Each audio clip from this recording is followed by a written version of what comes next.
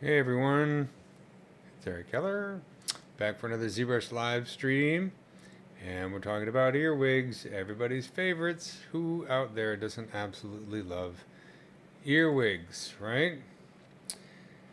Well, I know, they're a very lowly insect, but I'm doing an earwig as part of a larger project that's meant to deal with insect anatomy, specifically mouth parts, and earwigs tend to be a very good model organism for this kind of thing. So I thought I'd take the time to work on it. But also, explore some ZBrush techniques along the way. I did want to kind of highlight something that I finally finished last night, which is something I was doing for the live stream a few weeks ago. That's the Arachnid Warrior from Starship Troopers, my take on it. So here's some final renders that I did using Redshift for Cinema 4D. And so I want to talk a little bit about this project because I did do a live stream. And if you check out my live stream archive, and you can do that by going to my website, which is bloopatone.com, and check on CG instruction. And here is an archive of all my previous live streams. So there's the ant scan that I did, this little weird character, and then of course I have the Arachnid Warrior, and here's the links to all the previous live streams starting from scratch. So if you want to see how I made the model, you can go ahead and do that. But here's the final render, and I think it looks pretty good. There's still some stuff I want to do to finish it off. Like, I like this view.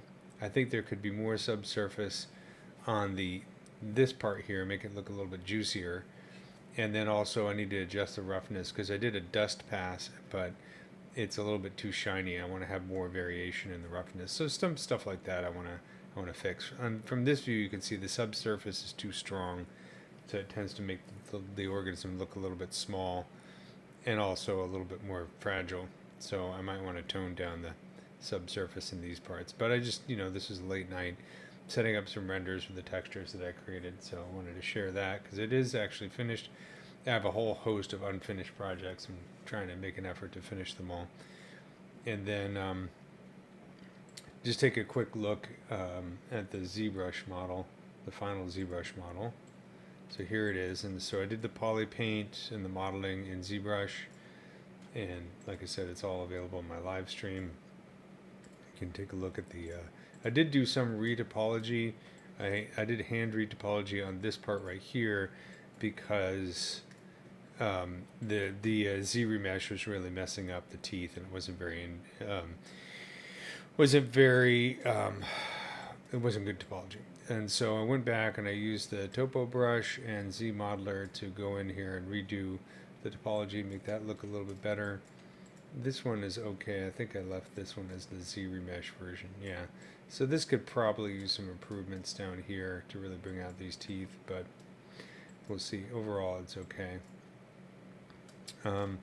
That's what I did in the model in ZBrush, and then I exported the model with the poly paint to Substance Painter.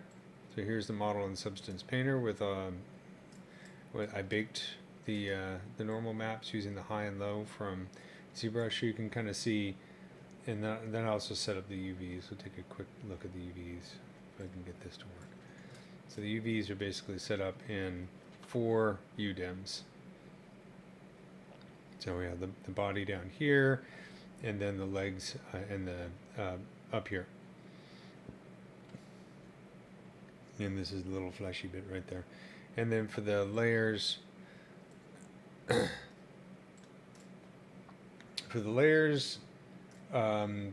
I really got into, down here, I did a lot of, let me see, turn these guys off here. Just if you're curious, since now there's a link between ZBrush and Substance, I have more of an excuse to talk about Substance. But if I actually turn these guys off, there we go. It's a little bit slow because I got a lot of stuff open. But I have the poly paint brought in as a layer right here, and then on top of the baked details, once this thing finishes updating, you'll see I just created some fill layers with some height, sculpted some height details, some gashes and some wrinkles. There we go. So you can see if I turn these off, that's what the model looked like after it was baked. So nice, but really lacking detail. So I created some layers down here. In substance was just height information and then painted masks. A pretty simple process for adding detail. So I got little bumps like you can see right here, and some sculpted details. I was looking at some of the reference, and I really liked the way that the original models had this kind of detail right here, so I sculpted this in just using a mask in the height channel. And then I made a lot of deep scars, deep gashes, so it looked like it's been fighting, you know, soldiers and stuff. And then some extra wrinkles and veins and that kind of stuff here on this fleshy part. I think it could use a bit more, but I don't know, there's a certain point where you're just like, you gotta like let it go and declare the thing finished. And then on top of this, I used a lot of anchor points down here on these sculpted parts to, did I lose my anchor points? No, they're right there. So like for the deep scars. And then I created like, you know, dust layers and used the anchor points to bring out some of that detail. And I think it came out pretty well. And then of course I have blood. It's not the insect's blood. This is definitely the blood of the Starship Troopers that had chomped of little bits before it swallowed them. So that was fun. And then some stuff for the eyes. So, and then I exported it all, brought it into Cinema 4D, and set up some quick renders using Redshift, which is my preferred rendering method. And what I'd like to do is bring this guy into Houdini and do some rigging and some animation. So that's the long-term goal for this. And I'll probably do some improvements to the model. Okay, sorry, I think I lost a connection there. I probably have way too much open, so I'm going to close Substance Painter and get back to ZBrush and maybe close a couple other things. But point being, takes a lot of practice, a lot of knowledge, and the more you can get from the real world, studying things like insects, even something as boring, as weird as a earwig, the more you can apply it to models like this that are more exciting and get a lot more attention. I mean, for example, take a look at these appendages here on this guy, and then take a look at our earwig, right? You get some nasty bits down here. Earwigs, by the way, are completely harmless. Don't go around exterminating earwigs. They don't really affect you in any way. They're just trying to live their best life. They just look scary, that's all. But they don't really do any damage. But you can see, you know, they've got these cool little claws in the back here, and that could be useful when doing your own sci-fi aliens and that kind of stuff. So there's a question, never heard of a 3D model in specializing in insects. Yeah, well, I mean, this is something that I realized many years ago, since I've always been doing sort of, sometimes I do scientific visualization, sometimes I do Hollywood entertainment stuff, and sometimes I'm very lucky and I get to do both at the same time, which has happened in a few jobs. But I realized many years ago when I was doing a project for the famed entomologist E.O. Wilson that insects are something that a lot of 3D artists don't specialize in. So we put a lot of, you know, this is sort of my mantra, we always put a lot of emphasis on knowledge of anatomy when doing human characters, obviously. You don't see a character artist, and you know, if a character artist doesn't know their anatomy, it immediately shows and they get pounced on by everybody in the community, and rightfully so. And for creature modelers, you want to know your horses and your tigers and your dogs and all the mammalian stuff. But I don't know, I realized back then, this is like 2010 or so, that there weren't a lot of people specializing in insects.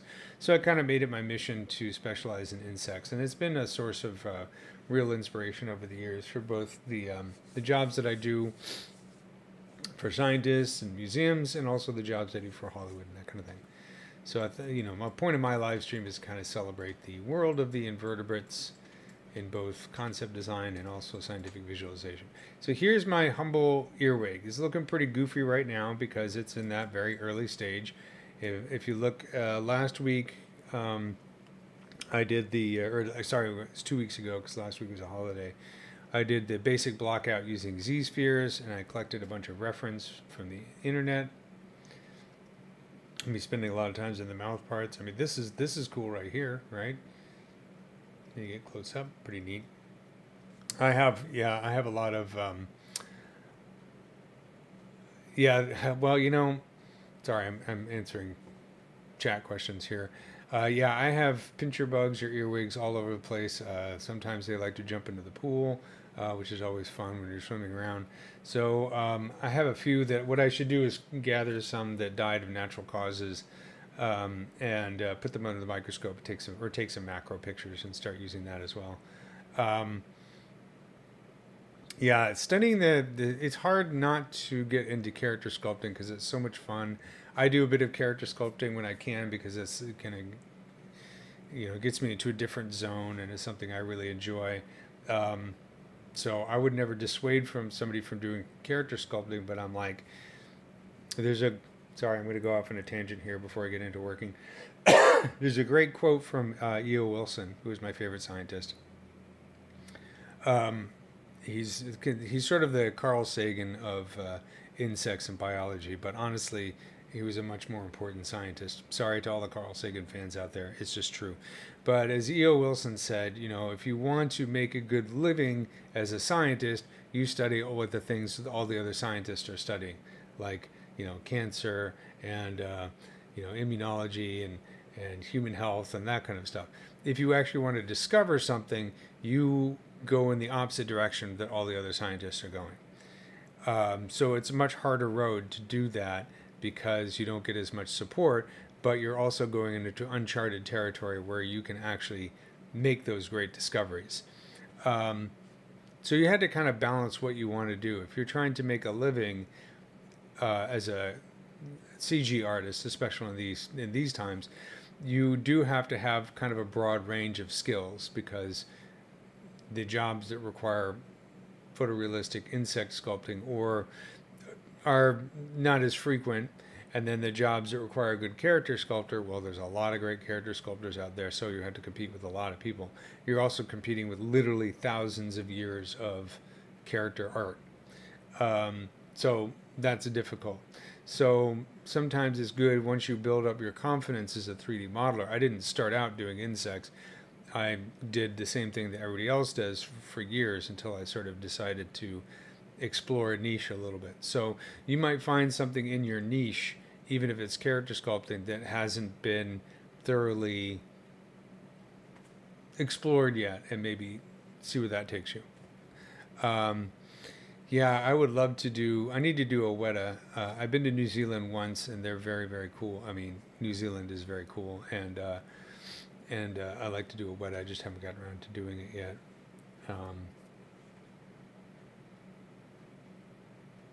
It's true. So the comment is, I'd say learning to reference like you're doing here is the best way to learn everything.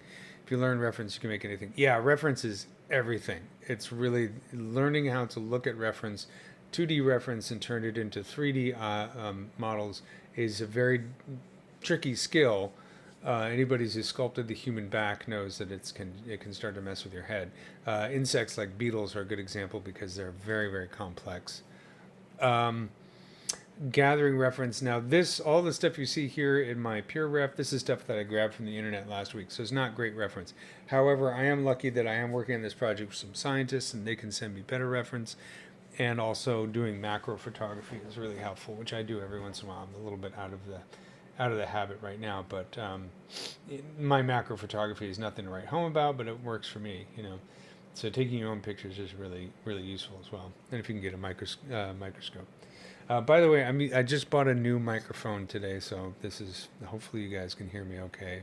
If there's any problems with the audio, let me know, but my old microphone sucked, so I got a new one. Okay, so let's get into modeling. Yeah, once you got in the hand of primary, secondary, tertiary forms, that combined with good reference is gold. Yeah. And that's kind of what I'm doing right here. I'm on the secondary forms of this insect. Well, between primary and secondary forms. So you can see what I did last time is I started out with a really simple Z-sphere model, and then I remeshed it and then chopped up the mesh into these subtools. Antenna, head, and this is kind of typical workflow for me when I'm working from illustrations and photographs. The other thing I would say is get scan data. If you're a character sculptor, now there's so much great scan data out there. Get some and clean it up, make your own scans. I've been going around here in France to all these awesome places and using my iPad to take scans of various sculptures in different styles, Gothic, medieval style, all this kind of stuff. And taking that scan data into ZBrush and cleaning it up is a great way to just practice your anatomy, and also gets you away from the constant T pose and the A pose. So that's always a good practice, and it's fun to do, and you end up with something really cool too. And there's scan data of insects the last series I did was all on ants. Okay, so what I wanted to do this week is I wanted to refine the abdomen a little bit more. Normally I start working on the head, but I'm going to put that off and work on the abdomen because I think the abdomen looks kind of sad at this point, and it can be a tricky one in these insects because you have these overlapping plates. So I've done this many times, so I want to share my techniques for dealing with this and doing it quickly so you don't get lost in the weeds if you're doing something similar. So if we take a look at our earwig here, you can see that we have a number of plates on the top, number of plates in the bottom, and they kind of overlap in this fashion, very similar to what you see in the abdomen of bees. And then we got the appendage in the back here, or this part in the back with these appendages, and I don't know if I think I have some terminology in here, but this circus, right? Bread and circus, I don't know, or forceps, as they're also called. But we do have this part right here, which is kind of unusual, and that's why these guys have an order all to themselves, Dermoptera. So, but I want to start with the plates here. What I usually do to save times is I just painted, I took my abdomen here, my abdomen, and just quickly kind of created some masks and some polygroups and kind of extracted them from this one mesh right here and turned that into plates. And so what I'll do now is, rather than work on each individual plate, which is boring, I'm going to take one that came out pretty well and work on this a bit and then just duplicate it, because if all the plates here have the same topology, it makes it really easy to UV map later on and just saves you some time. So I'm just going to kind of do that because they're all pretty similar. They're just slightly different in size and position. So let's take this purple one here, and I'm going to just isolate it. And I think what I'm going to do is, actually what I'm going to do is this. I'm going to do split hidden. So I'm going to just make this its own subtool and have the other as reference. And let's just start by doing a really simple Z mesh. And so what I think I'm going to do is, let's divide this into polygroups. So I'm going to hold Control and Shift and choose Select Lasso. Select Lasso has this ability to hide edge loops. So if you're using Select Lasso as opposed to Select Rect, you can hold Control and Shift and then click on an edge here, and it will just hide a poly loop. And for this one, the poly loops are pretty good. We don't have any spirals, so it goes all the way around the edge there. So now what I can do is just go down here and do poly groups and do auto groups. Do it a couple more times just to make sure they're two different groups. I believe they are. And then Control and Shift again to bring them back. So now I have a group for the top here and a group for the bottom. And then this purple poly loop. So I'm just going to Control Shift click on this point right here. So now I have these two polygroups visible. Let's switch over to this right here. And I'll do Control W. So now I have two polygroups, one on the top and one on the bottom. So I'm using these polygroups just as a way to be lazy because I don't feel like doing hand retopology on this. ZRemesh is good enough for this kind of thing that I can just do ZRemesh with keep groups and it will maintain that poly loop all the way around. There's a few ways to do it. This is a nice fast way to do it. I almost never use the this brush. I use polygroups as my way to determine the topology. So I'm going to bring this down as low as I can get.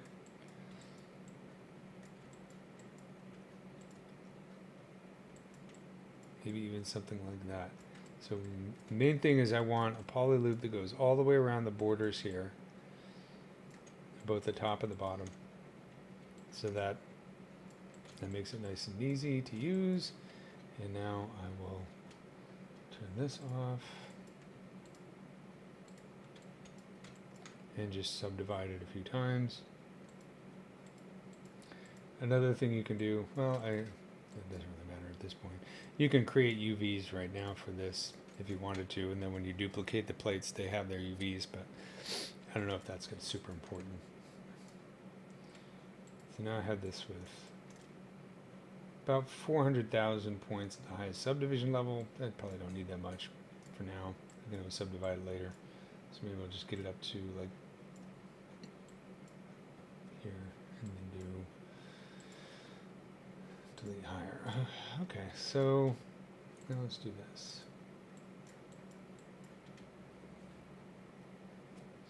No, rigging the plates is not that hard.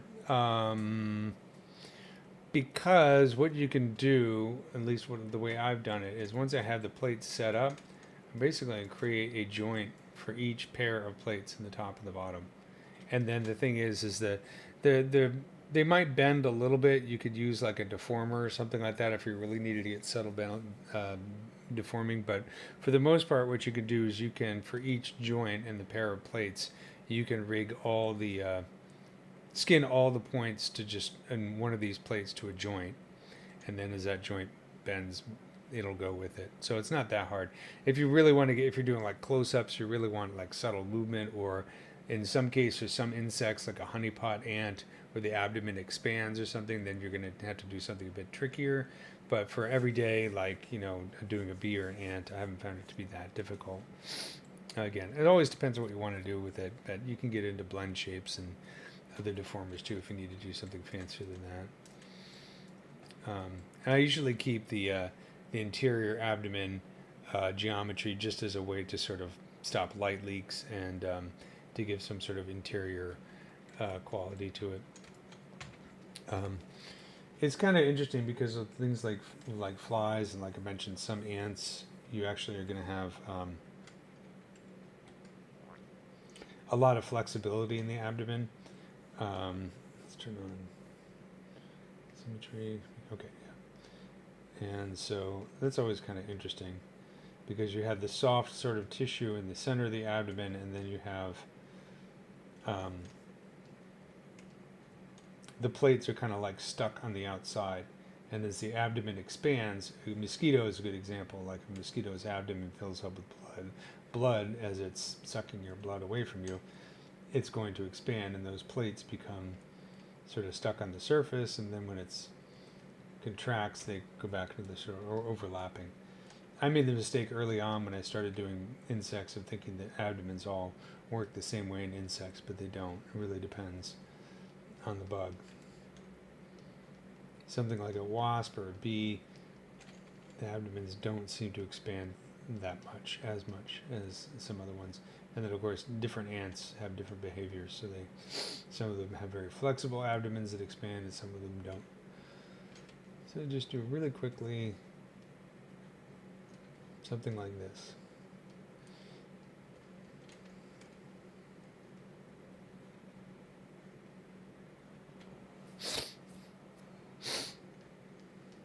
One of the nice things about insects, and the other reason why I got into doing them, is rigging an insect is not as difficult as rigging a person, because since they're invertebrates and they have an exoskeleton, their external parts don't have the extreme amounts of motion that we do. We don't have to worry about muscles moving around underneath the skin and sliding and all these deformations and the billions of micro expressions in the face.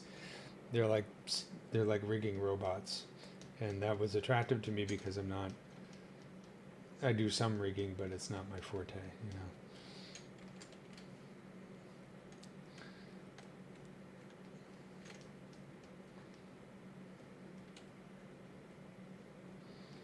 And I would say that for me, like, one of the best first insects, if you want to get into learning insects, ants are always a good place to start. Female worker ants, not necessarily the queen, because usually the anatomy is very upfront. Thorax, abdomen, legs, everything is right there in plain sight. Doesn't get as tricky. A beetle is, if you really want to do a beetle right, they are much harder than you would think, because of the bottom, so many overlapping parts. It's really hard to see what's going on and how the legs attach and that kind of thing. I think the hardest model I've ever done is the beetles that roll up into a ball, which I still haven't quite finished that model yet, not to satisfaction. So I'm just going to do something really simple like this, and I can't remember if I actually had. Oh yeah, okay, I still have my reference imagery here, which is good. Main thing you want to do is always double check and count your plates. Make sure you have the right number. And I can't tell you how many times I modeled something thinking I had the right number of plates, and then it turns out I did not, and I had to go back and redo it, or add a plate, which can be kind of a pain. And this illustration is not perfectly symmetrical, so I'm kind of biasing this side. So we kind of have a model plate right here, a little bigger than the illustration because they're going to overlap.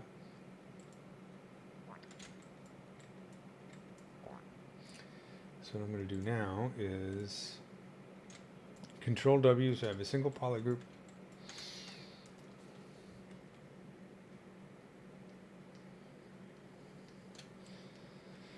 And get the gizmo and center this.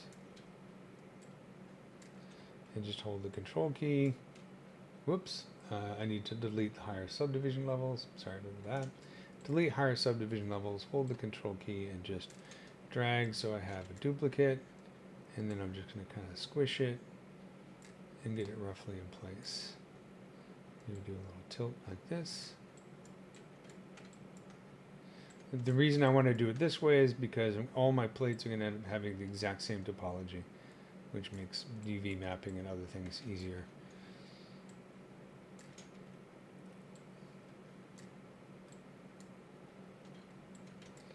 I'm just going to get these rough, and then I'll go back and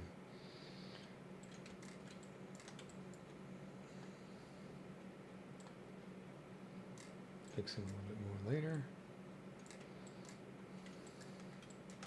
Clear the mask. I'm going to do an auto groups here, so they all have different polygroups.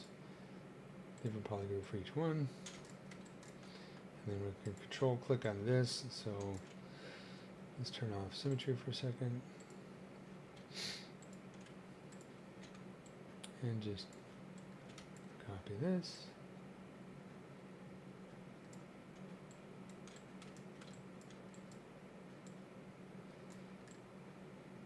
This is where it can get a little bit tricky. You can lose sight of I'll just count them.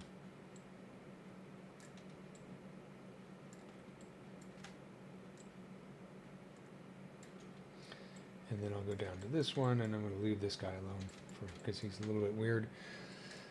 Now I have this, and let's do auto groups, so each one has its own polygroup.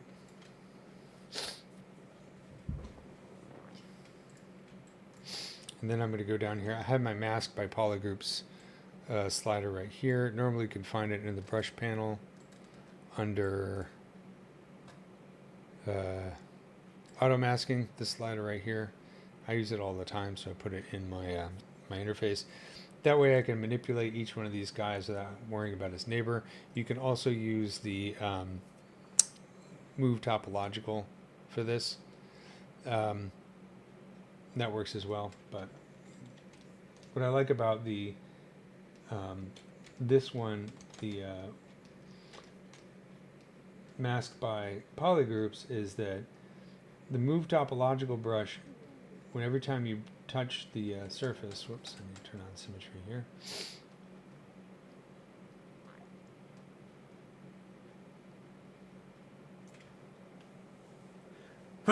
Excuse me.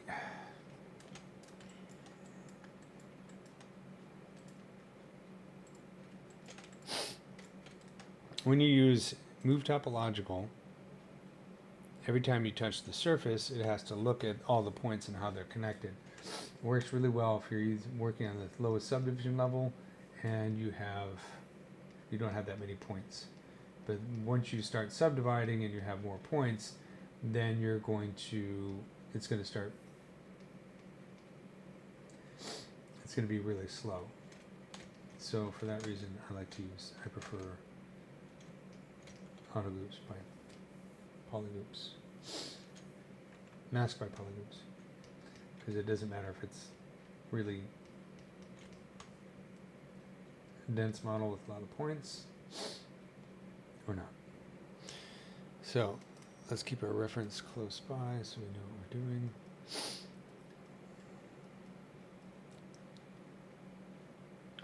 The front of each plate is tucked underneath the back of the preceding plate, right?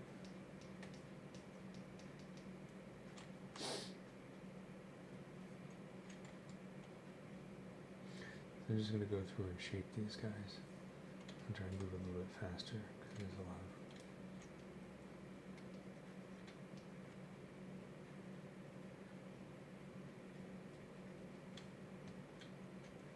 And let's do something. So we can turn on some of this.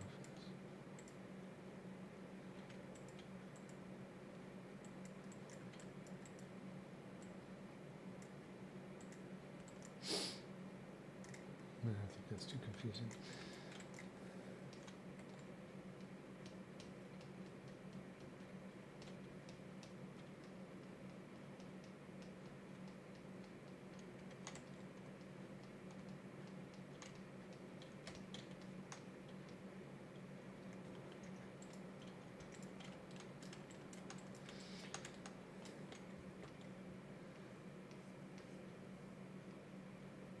I like to lower the Z intensity by move brush, so it's on these low poly parts it's not so extreme. Same with the smooth brush. So a rounded edge right here and a straighter edge up there.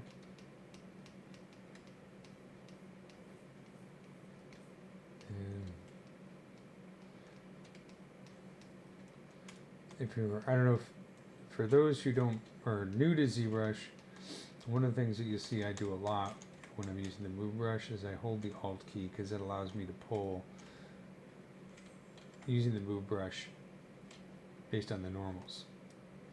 So I hold the Alt key. It's very easy to do this kind of thing as opposed to not holding the Alt key. So I'll switch between that a lot because I'm trying to, move these, tuck these parts in. It's kind of a habit.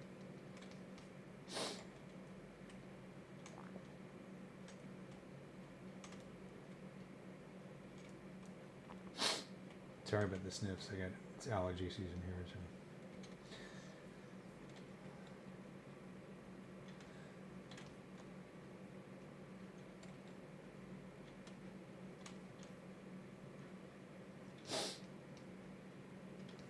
So. Okay.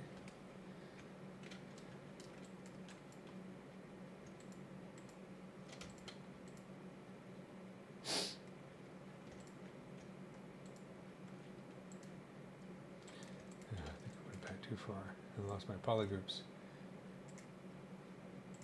There we go.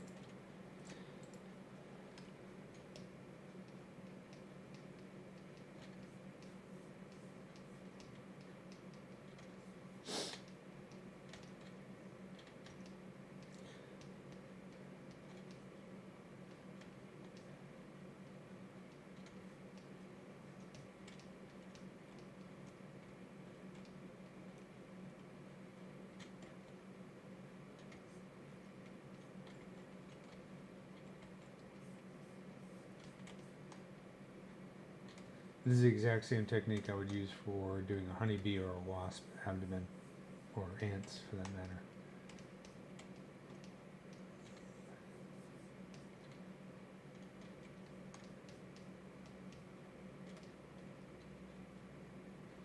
The tricky part comes when you put in the bottom plates and they have to kind of intersect here in just the right way. So you usually do the top first, then duplicate the top, flip it around, and go in just like I'm doing here and manually tuck in each plate. It seems tedious, but it actually doesn't take that long. And the end result can be kind of cool.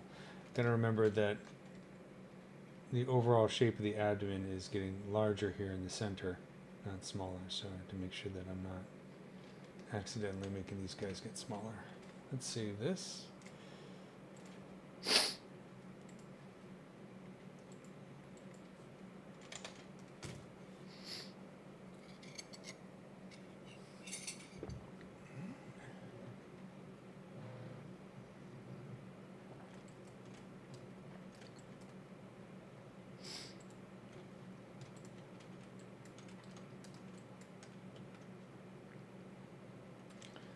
What I'm going to do is, let's go back a couple steps and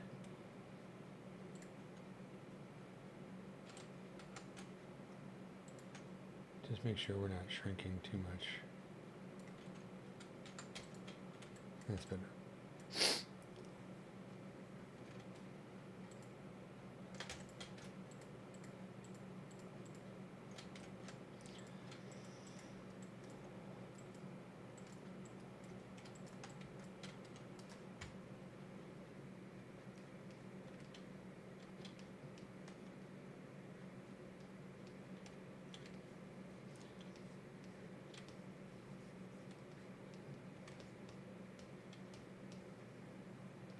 Whoops, forgot my symmetry as usual.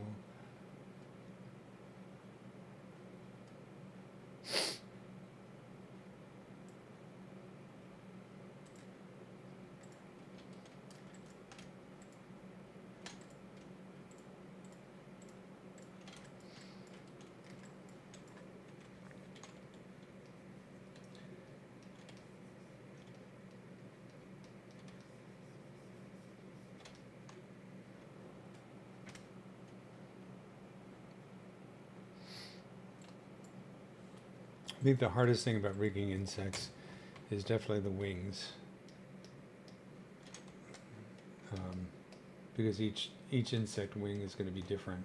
Doing a dragonfly wing is much different than doing butterfly wings, and then of course you have to not only take into account their motion as they fly, but also their position when they're not flying, as well as how they might fold up. If you got a fly, you have the advantage of flies have 2 wings as opposed to 4. Their other pair of wings have turned into these things called halteres, which are like these little knobby things. They generally don't really fold up their wings too much, as opposed to something like a wasp or a bee,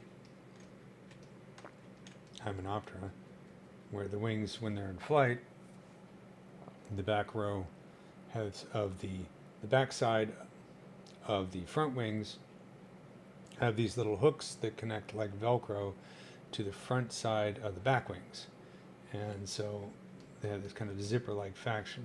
So when they're flying, it's like the 2 pairs of wings joined together to form one large wing on either side. So you have to take that into account when you're rigging them. And then of course with wasps, their wings will fold like a taco when they're not using them, and that can be really tricky because you have to take into account all the wing veins and the membrane and all that kind of stuff, plus the shape. It's kind of messes with your head. And then if you're doing beetles, their wings fold up in a very particular way underneath the elytra. So for a beetle, the elytra, the shell, is what used to be the front wings, and the hind wings are its main flight wings, and they fold up underneath it. And that's tricky. And even these guys have wings, as you can see. They just don't use them very often, but look at that thing. That's going to be hard to rig. And you can see they fold up underneath this part too. Not many pictures of the earwig wings. But most of the other parts of insects are not too difficult to rig compared to any other animal. The lack of sliding muscles underneath skin makes things much easier. Skin weights is not as much of a pain with insects as they are with mammals and vertebrates and that kind of thing. Okay, so let's do this.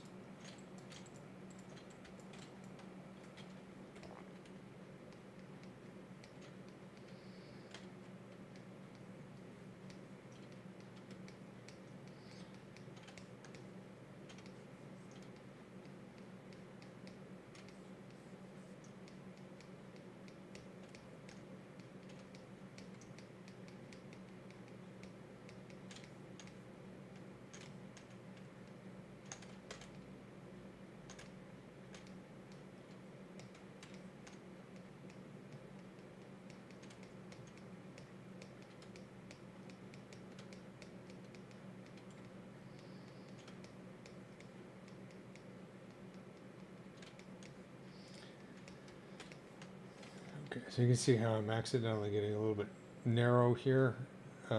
So to fix that, let's turn off mask by polygroups and just pull this all out like this. Push this in like that. Probably also need to be pulled down a little bit more, and then on the side. The other reason I like mask by polygroups over the topology brushes is that mask by polygroups works on all brushes at the same time. You don't have to switch from one brush to another in order to focus on the different meshes. It's just on or off, and then of course you have everything in between 0 and 100, so it's a really useful feature.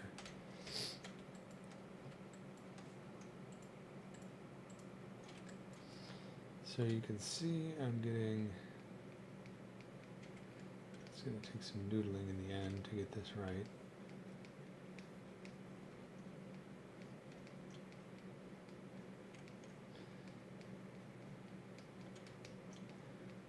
The more time I spend getting the top plates right, the easier it'll be to deal with the bottom ones. I don't really need to keep the wireframe on.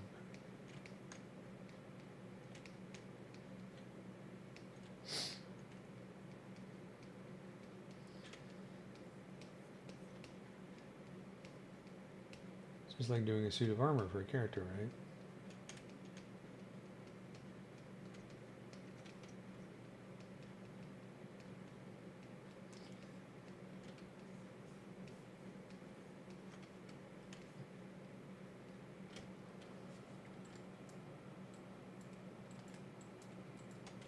One of my favorite character designs is the, what is it? See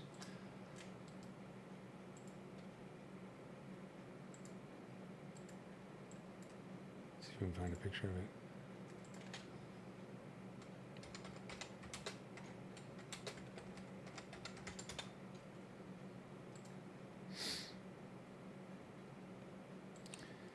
You know, this movie, Kubo, Two Strings. Kubo and the Two Strings. This is a great film, like a stop motion animation. And of course, this samurai beetle character is awesome. He's one of my favorites.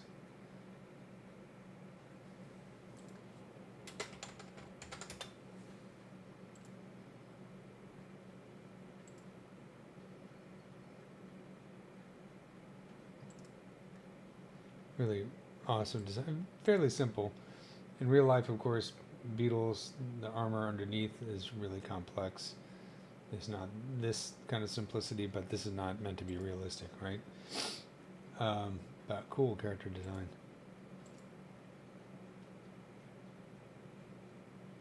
That's kind of what I'm thinking of when I'm working on these plates here.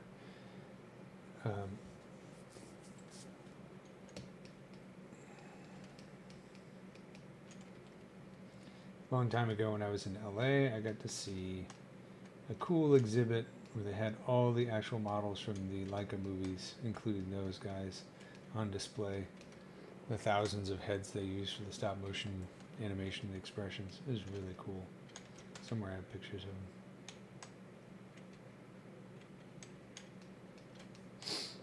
I had to watch that movie again.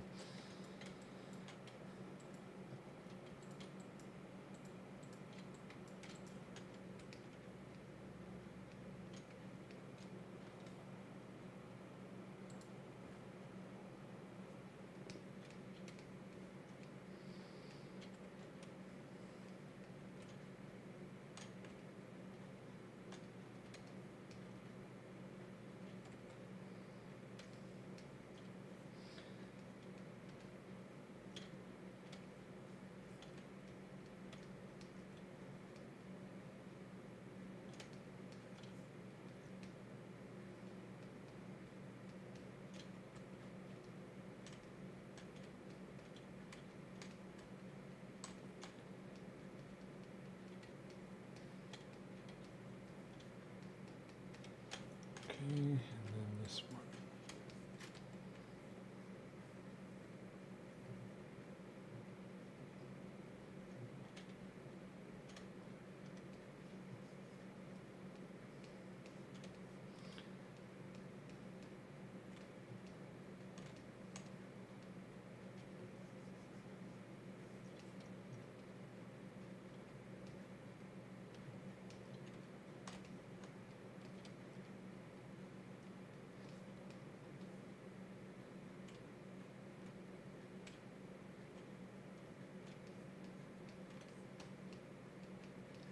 I have done some cases where I've just sculpted the plates onto a surface.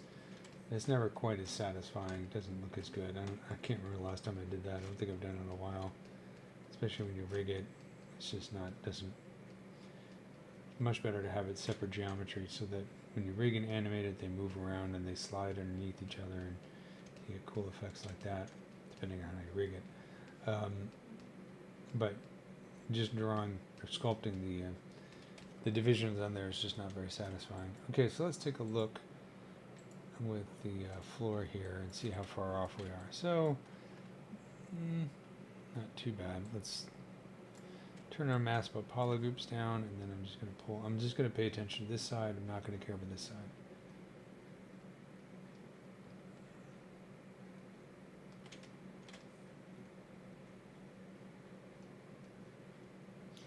And then these are shown like this, but I'm going to look at my photographic reference just to make sure, because I think this is supposed to be implying a curved surface, not necessarily the way that the plates are shaped. So let's take a look at our photographic reference.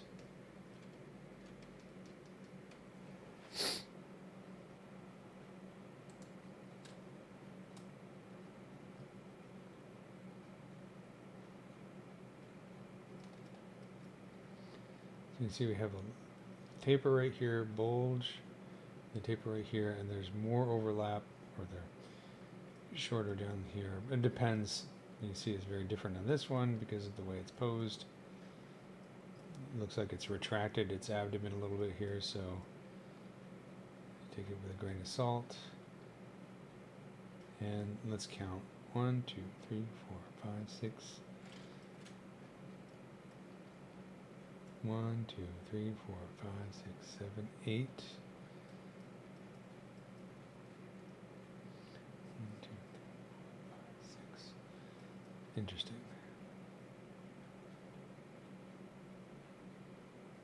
It looks like 8 is actually them. Ah, okay, so let's see here.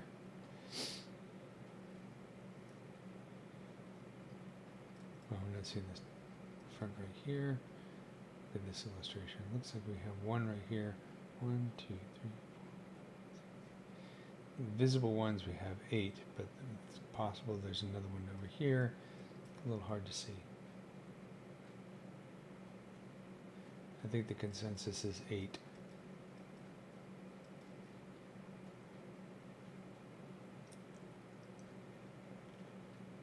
Okay, so I'm going to keep this up on the side. Let's see, 1, 2, 3, 4, 5, 6, 7, 8. So I got the right number. So turn mask by polygroups down, and I'm going to taper this a little bit.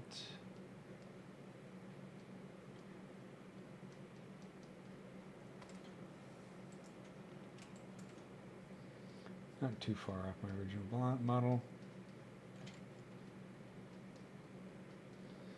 Turn mask by polygrids up, and then dump this guy like this.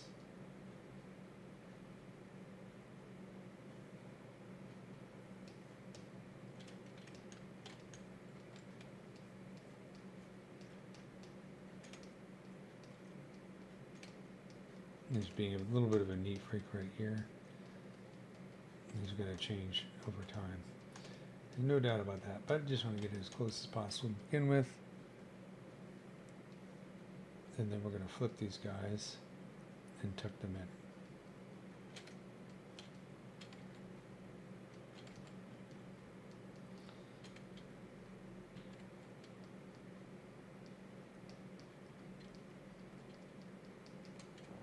in. Okay, so let's save this.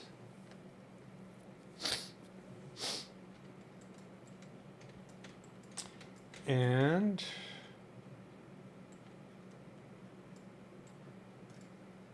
let's name it abdomen top. And let's duplicate it, and I'll rename this one abdomen bottom.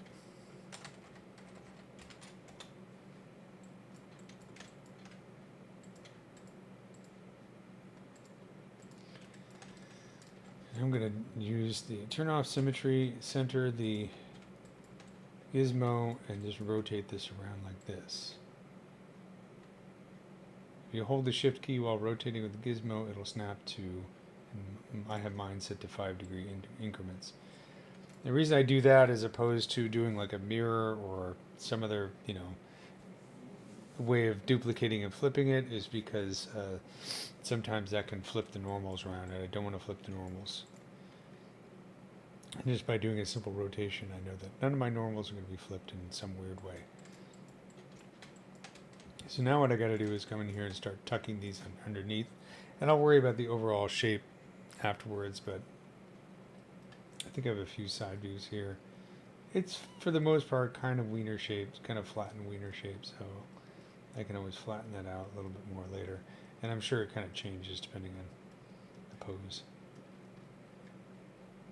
But let's take a look just at the side here, if I can get a good image.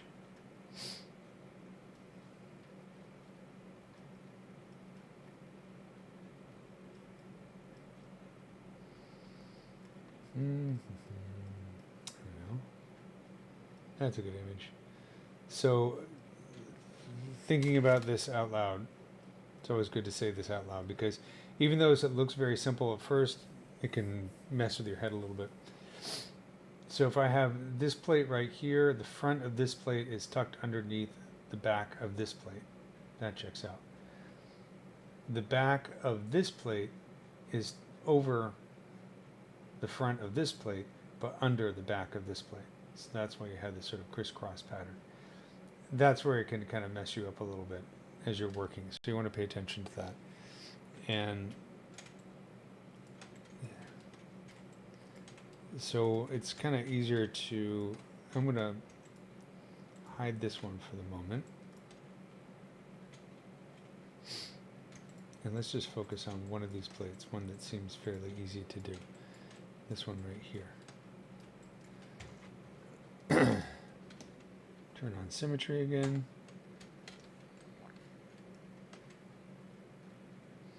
I'm holding the Alt key while using the move brush, and I'm going to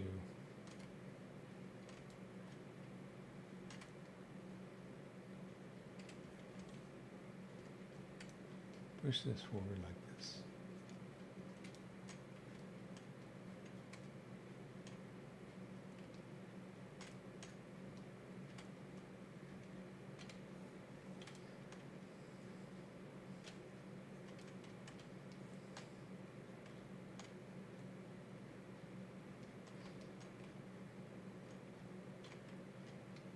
Let's turn on my polygroups.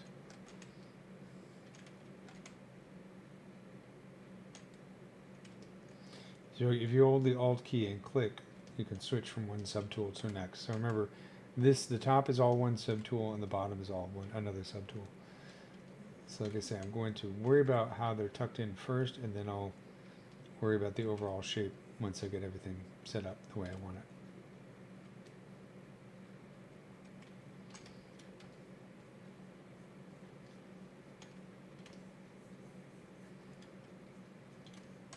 Okay, so the front of this is tucked underneath that, and then this is tucked underneath this.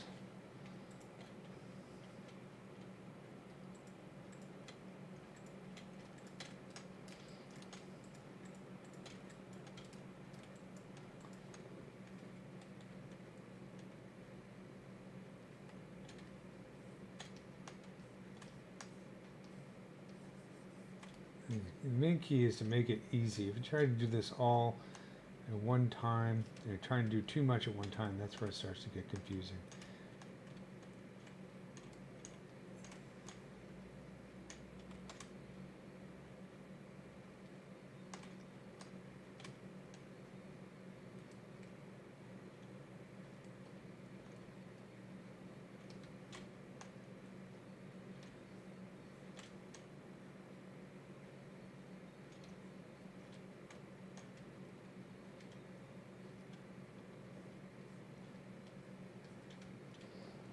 That looks pretty good.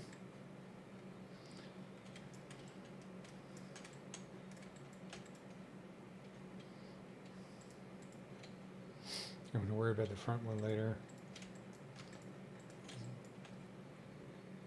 Just do these guys.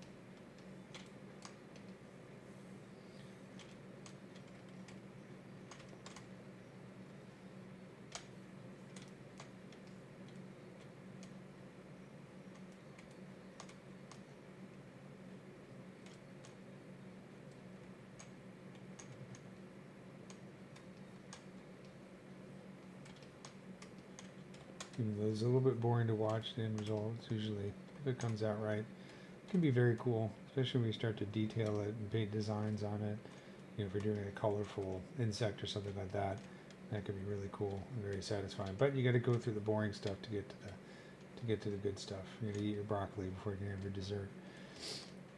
And this is sort of the broccoli phase of sculpting.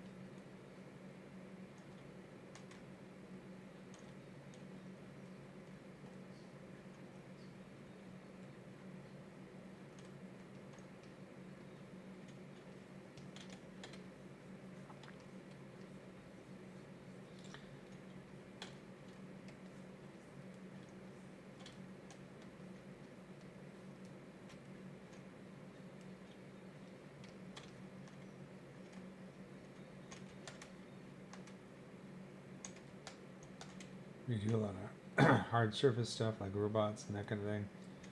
Not a bad idea to sculpt some accurate insects for inspiration. I think the ultimate robot, in my opinion, insect robot, is the honeybee, because every part of the model, every part of the honeybee is so finely adapted for specific tasks or multitasking.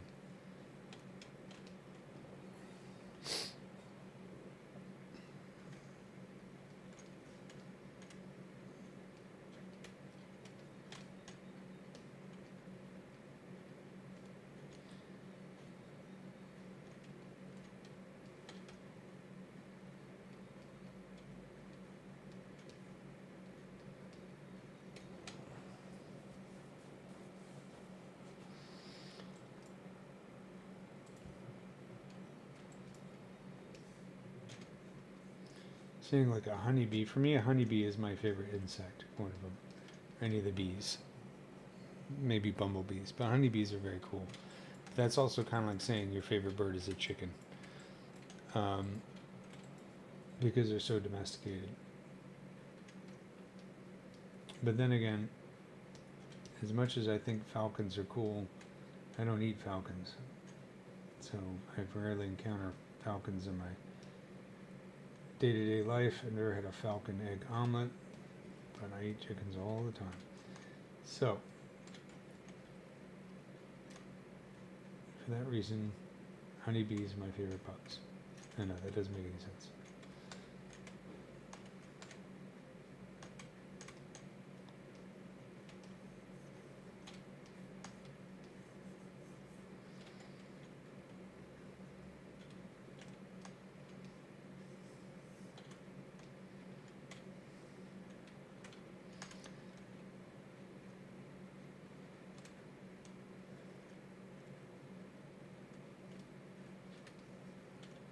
Actually, we have a lot of dead male ants, or dead winged ants in our pool.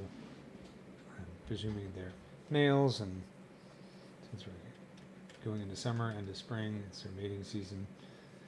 So I'm going to grab some of them out of the pool water and stick them under the microscope and see what they look like.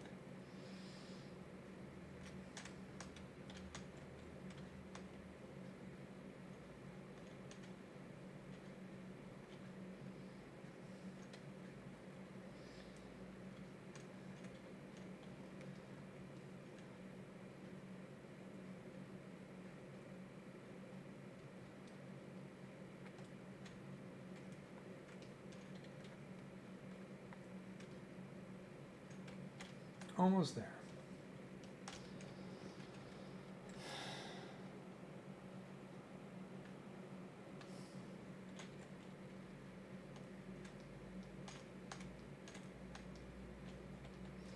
You can see how this has gotten a little bit tricky.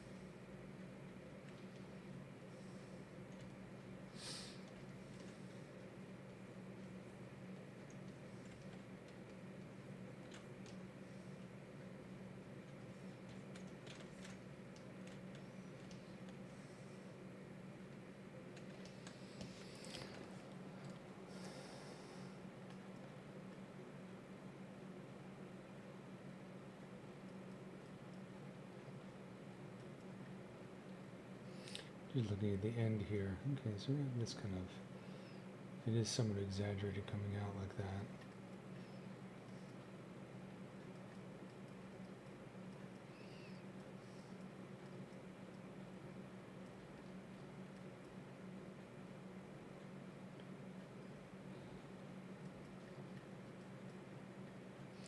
Yeah, okay, so you can see here is the division right here. So this bottom plate back here, it looks like it pulls out quite a bit, and this sort of sits on top. But let's trust but verify. Yeah, I can see a little line right there.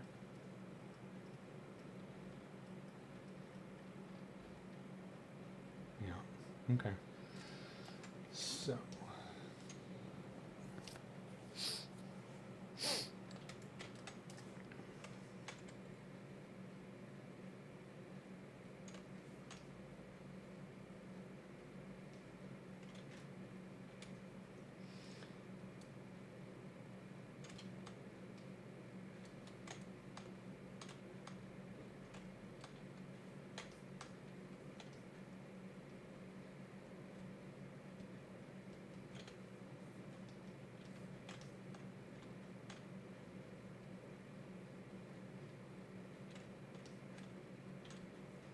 these guys, I think it's really important to make sure that they're still, these plates have thickness to them, as opposed to doing a single two-dimensional polyplane. It's better to have these, even though it's very thin right here in terms of rendering and how the light interacts with the surface, you want to have some thickness there. It's also easy to work with objects that have thickness when you're in ZBrush.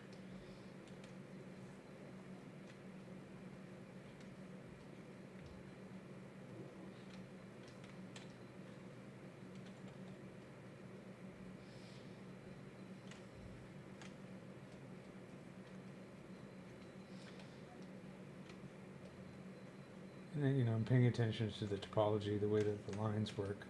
Try and keep them straight so they don't get all tangled up.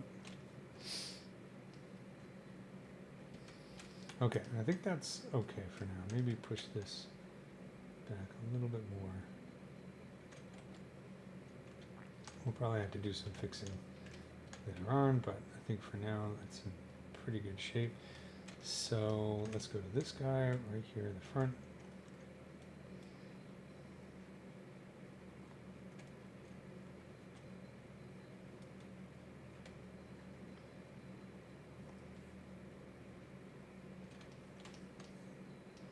Unfortunately, this one is really hard to see exactly how it connects with the body because there's other stuff overlapping on top of it. So I'm just going to put this like this for now. I had to fix it a little bit later, but I think, let's see.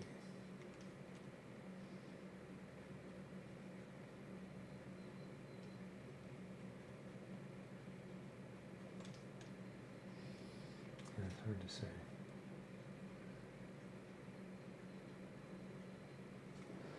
Let's take a quick look. Yeah, because of the legs coming out there, so it's hard to see exactly how that works. So we're going to have to make some assumptions here. It's underneath.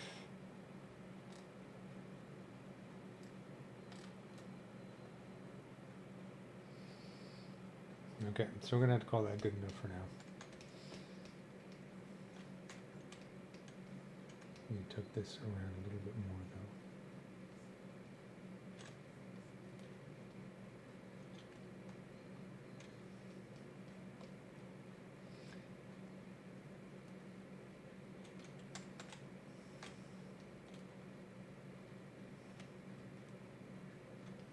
though. Okay. That looks pretty good.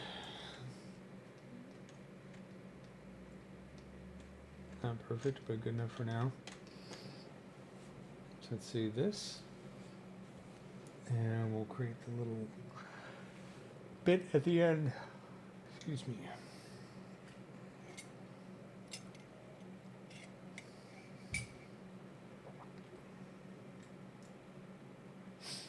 Our forceps. looking kind of bulky.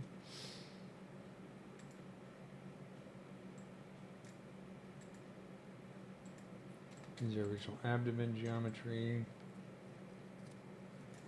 So what we need is like a little sphere or something to stick in there.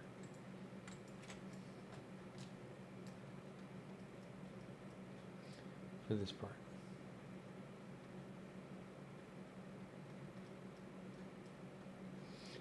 So I think you can get away with just, let's do a Dynamesh sphere, just sculpt it, and then do a ZBrush.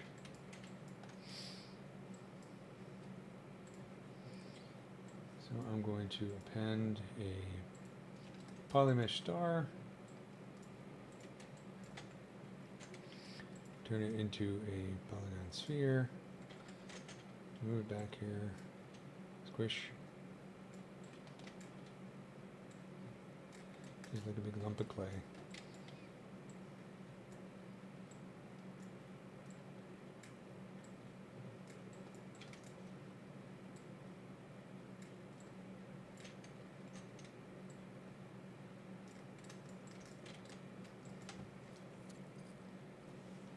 I'm going to divide it a few times just to get it smooth, and then let's do a Dynamesh.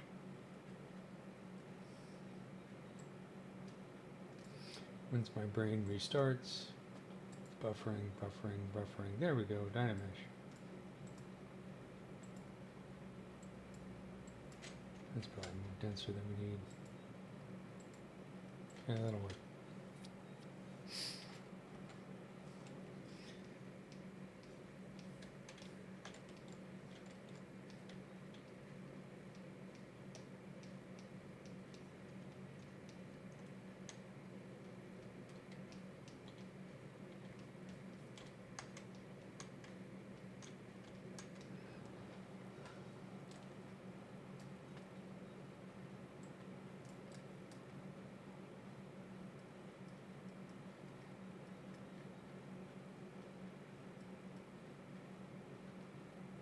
Trying to find a good image here that's not too blurry.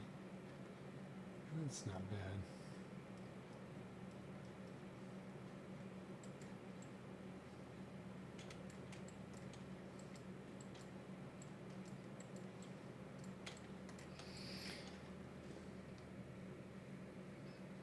It kind of flares out like this.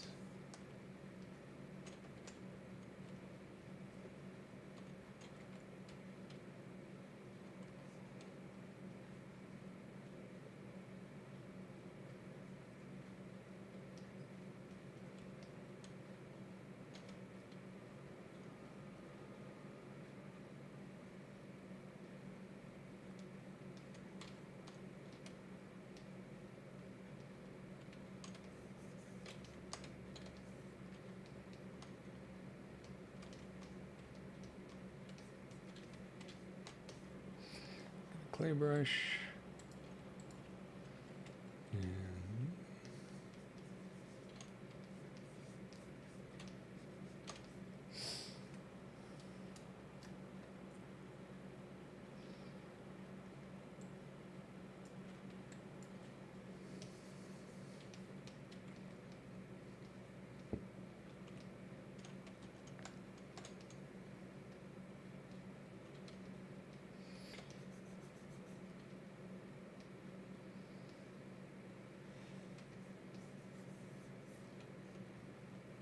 And I'm going to use one of my favorite brushes, which is the SK cloth brush.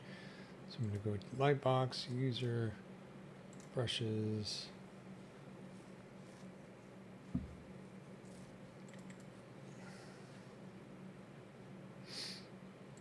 SK cloth.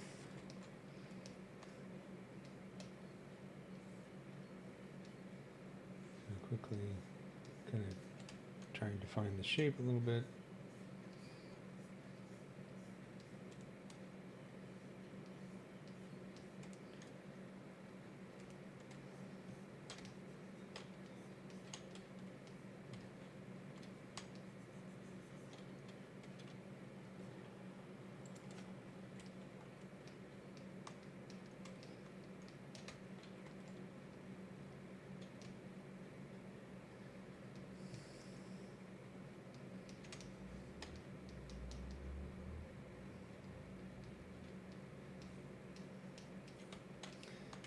lost a little bit too much of that profile.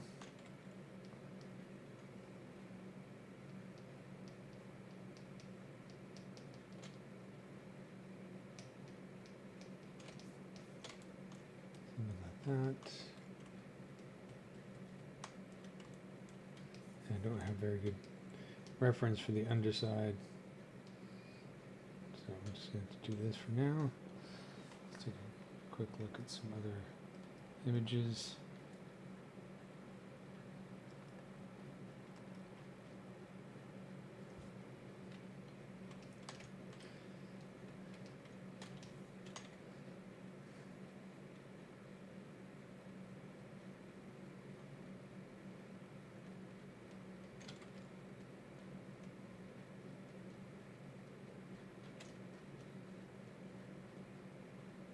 I don't spend too much time trying to make this stuff perfect at the moment, because I know it's going to change as I find some reference somewhere that's going to shed some new light on something.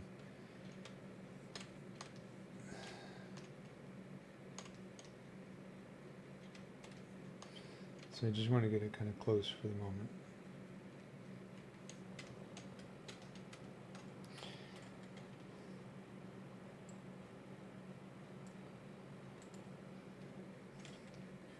This a bit too much here. And then what I'm going to do is just do a quick ZBrush, and so for this I'm going to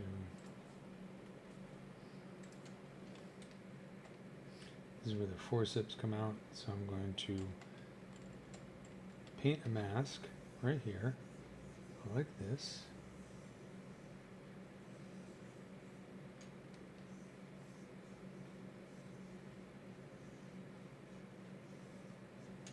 And I'm going to press Control W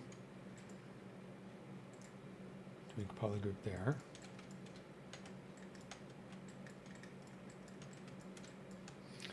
And then I'm going to paint a mask like this.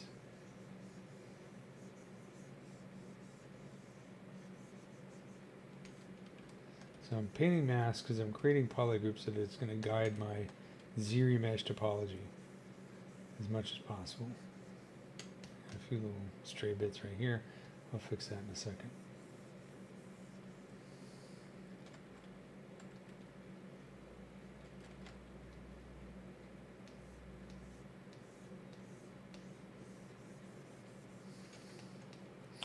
Control W there. And Control Shift click on this, and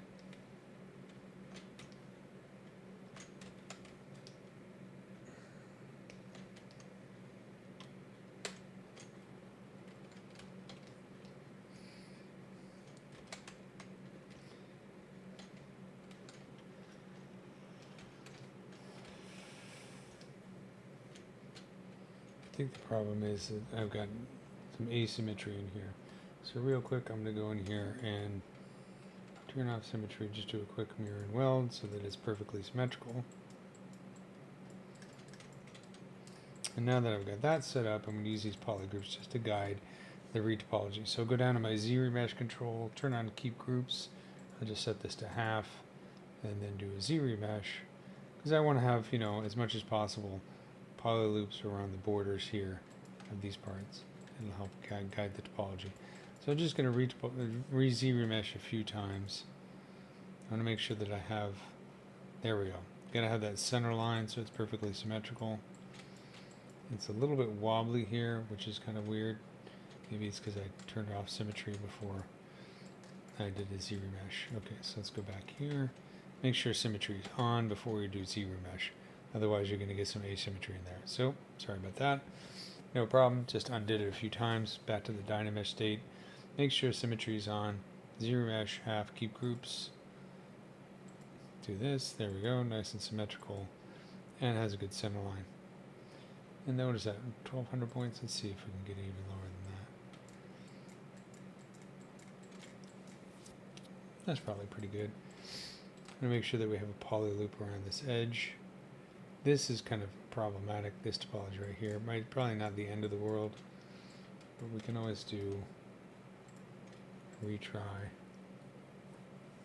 or just do same, whoops, same as opposed to half. I don't like that because I'm having a poly loop there.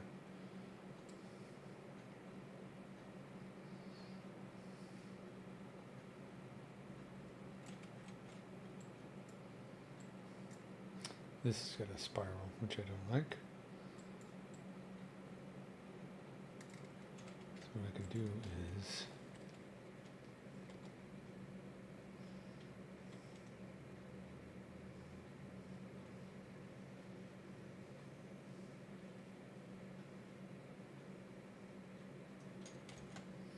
well, that was kind of dumb.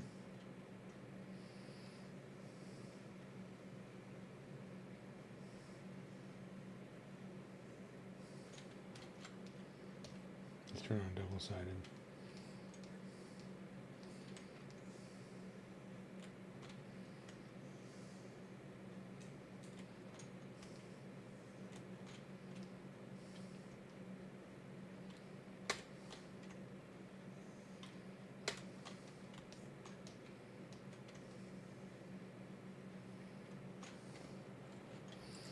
Let's try this. It might work, might not work.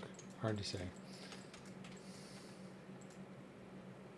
That's better. So I have a poly loop around here. Don't have a poly loop inside here, which is kind of annoying. And outside here is not great either. I'm doing everything I can to avoid doing hand retopology because I don't want to do that. Too lazy. Right here it was pretty good. Almost.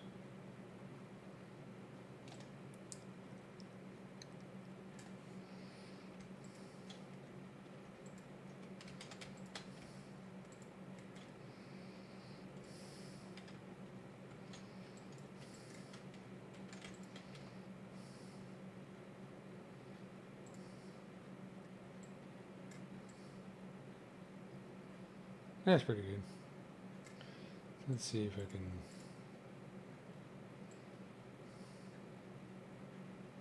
Yeah, so we have a poly loop around the outer, this part, and a poly loop around there. So that's just the lazy way to do retopology. Just keep messing with it until you get what you want. Back here, I don't mind so much. This is all going to be hidden as long as it's easy to make UVs and that kind of stuff. So we're going to call that good enough for now. And I'm going to subdivide it. Control D.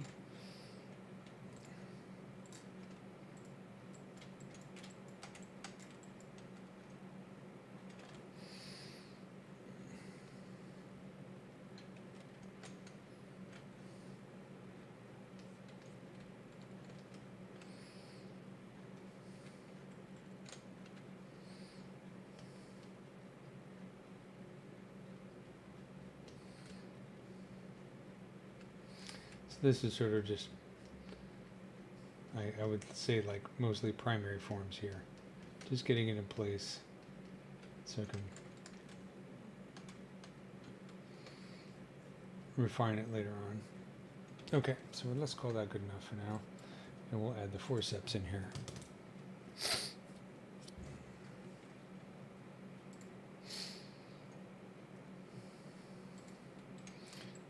This does not look like the right scale. Let's see. I've deviated from my original image a little bit. So let's see. If we take this guy.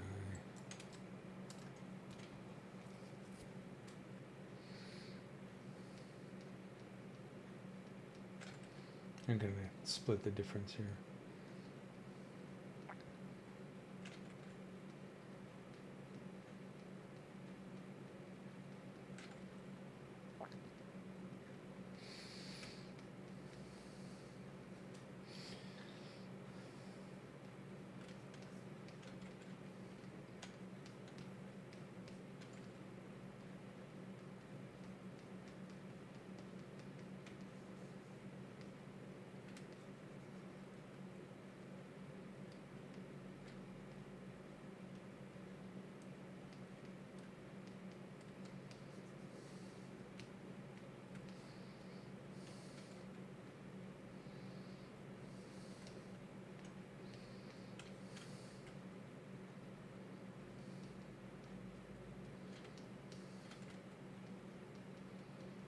Okay.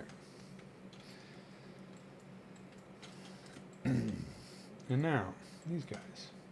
These, I don't like how big they are, so I'm going to make them smaller.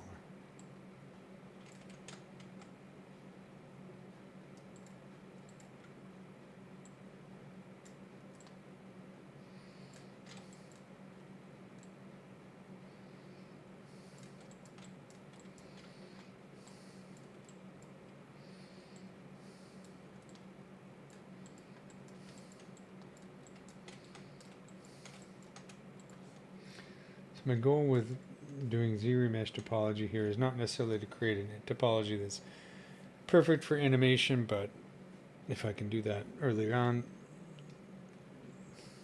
it's not the end of the world. It's kind of a nice way to do it. I think about how easy it will be to create UVs, but also just creating a topology that I can subdivide and easily sculpt details into. I don't like to stay in the Dynamesh for too long, because it can get kind of difficult to work with when you get into things like detailing. So let's take a look. These nasty little bits. We got a nice little tooth going on there.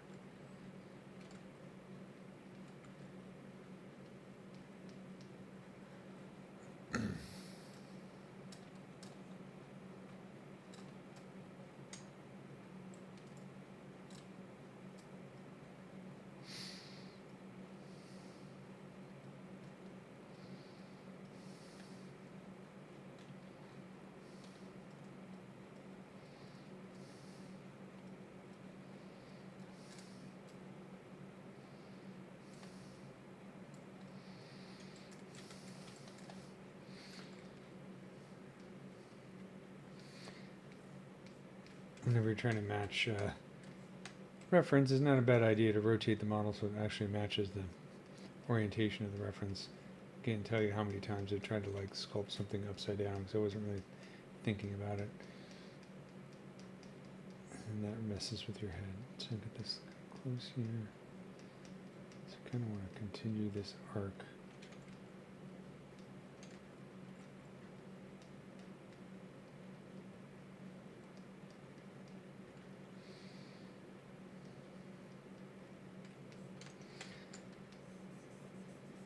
And this is why it's like when you're working with Dynamesh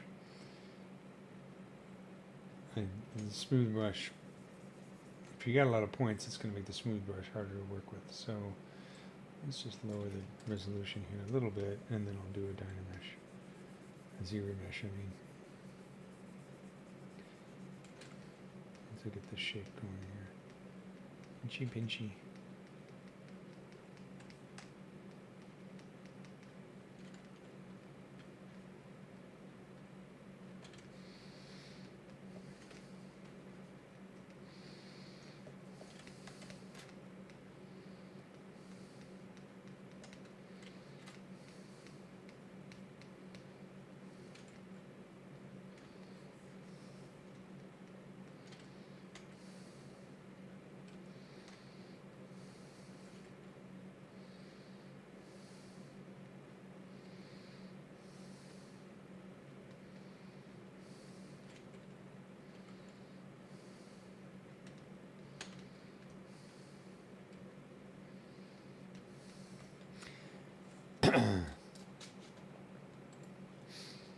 Use the SK cloth here to create kind of this form right here. Exaggerate a little bit.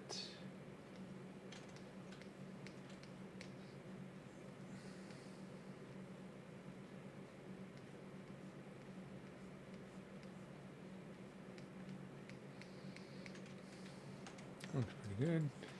Let's sharpen up these guys. Okay, and then I'm going to control click here on the undo slider just so I have this stored in memory. And then I'll do a quick ZBrush.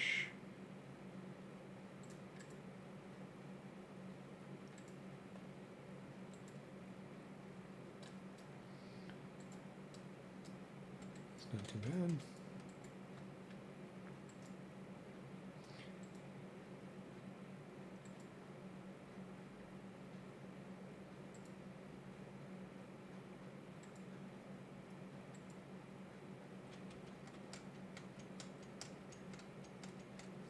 accidentally. Let's see.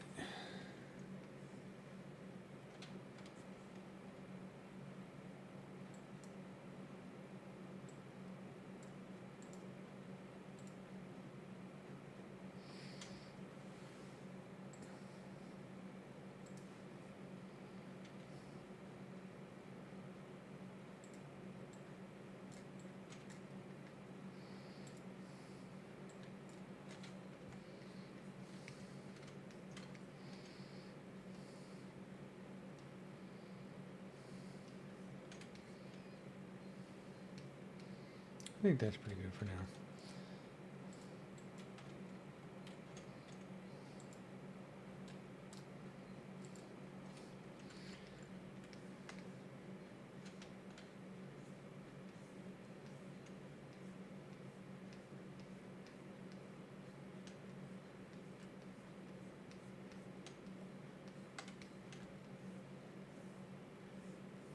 I'm just gonna dialing in just some forms here real quick.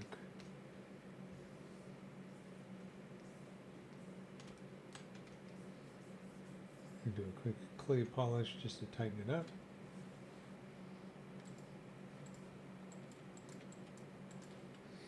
And relax that with a smooth brush a little bit.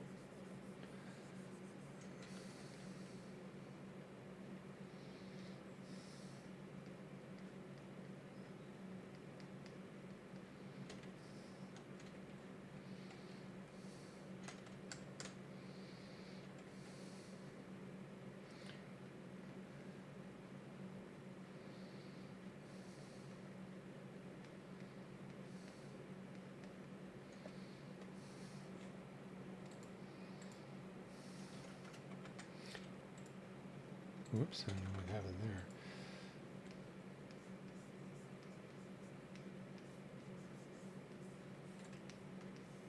And just use the H polish brush to smooth out some of these lumpies.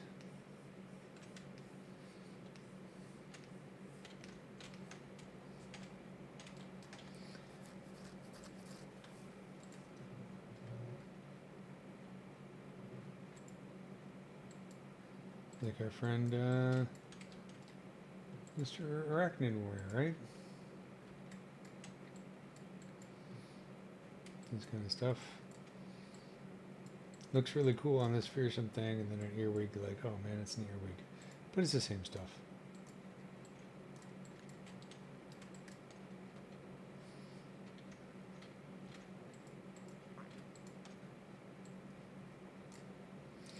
Okay, I'm going to get rid of this Z-sphere model because I don't need it anymore.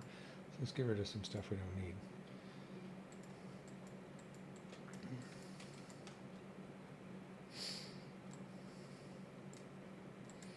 This right here, we don't need this.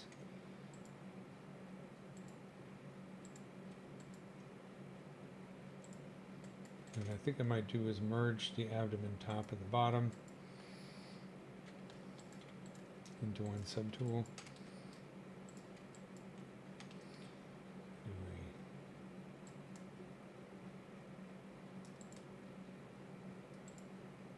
Merge down. There we go. And then we can do polygroups, auto groups, so everything has its own polygroup. So there we go. That.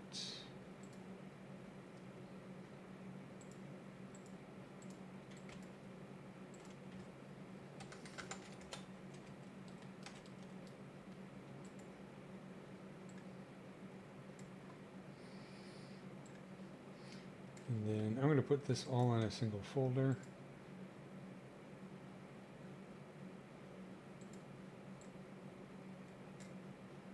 We name this one abdomen plates.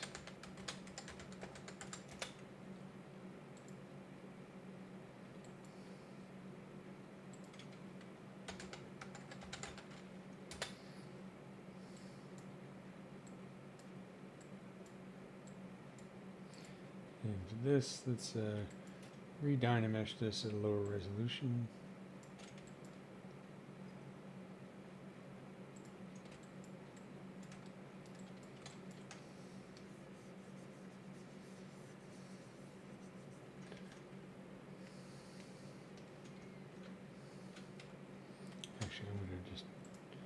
Z-remesh it.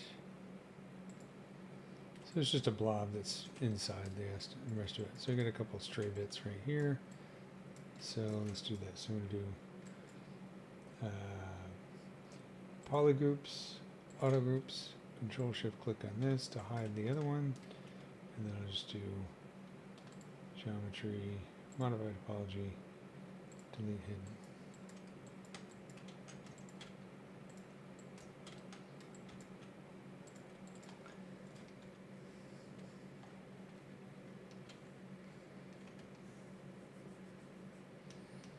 And just put this on the inside so we have something, some kind of geo on the inside of the abdomen.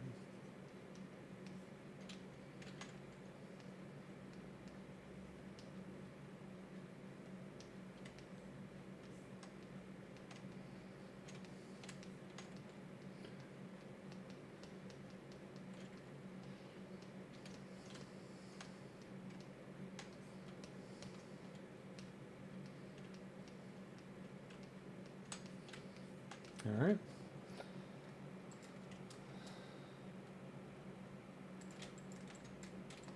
There we go. Earwig, abdomen. Looking decent shape. So let's save this in our next iteration.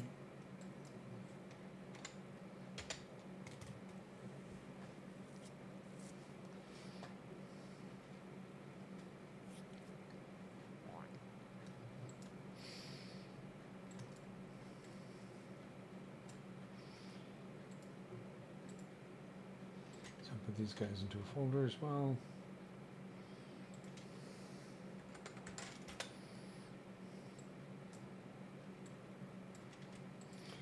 And let's take a look at the legs real quick. Well, let's look at everything. I don't know if I'm ready to take on the legs. I think the thorax, I mean, I could do the head. I'm kind of working, normally I start with the head and work my way back, but this one I'm kind of doing the opposite. So let's see.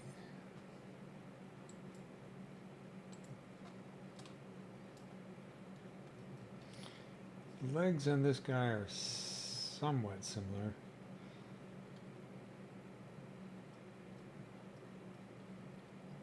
They're not especially complicated, which is good.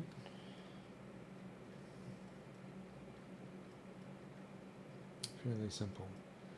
Abdomen's a bit more complex.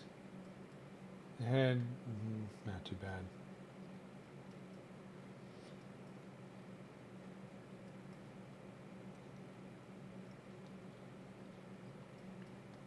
I think I'm going to finish up the last 20 minutes today just by starting some work on the head here.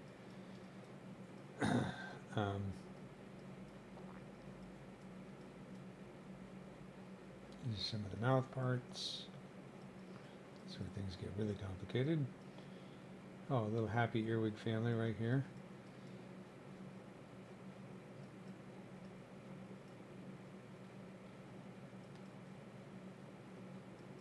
That's a nice shot of the head. Okay, let's work on the head a little bit.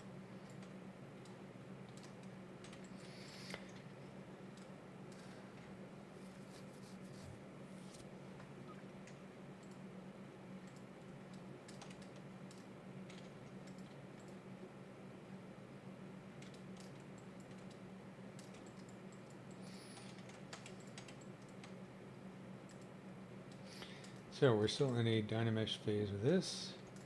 So I think we can maybe do some Z-remeshing here to get into more sculptable geometry. So I'm going to turn on symmetry, right? And just like I did before, I'm going to paint a mask. This is the lazy way to do retopology. Most of the time for insects, it works pretty well.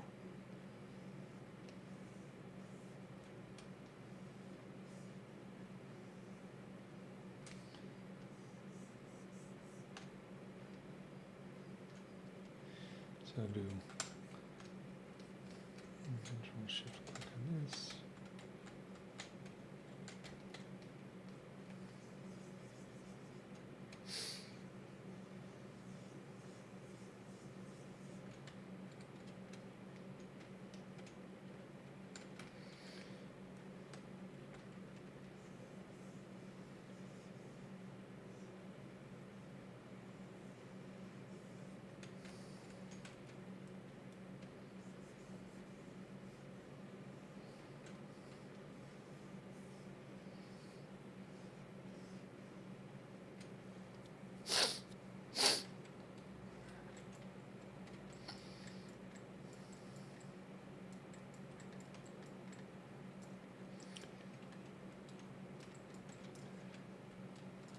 paint mask right here.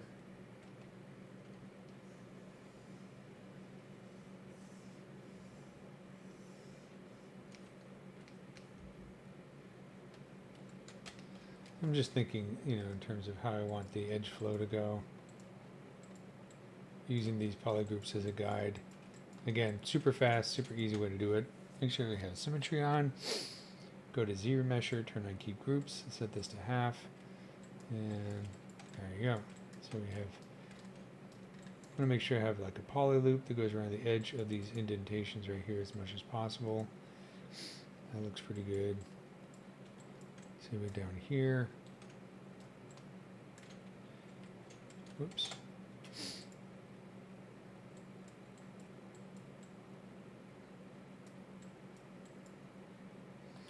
And 2,500 points.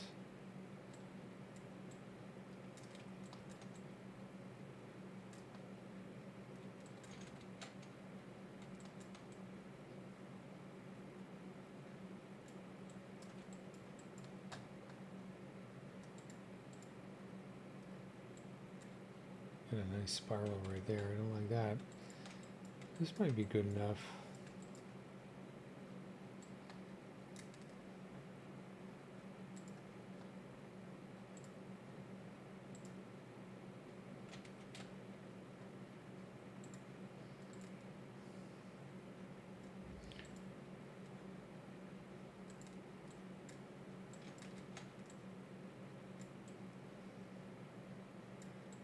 Yeah, I don't like this right here.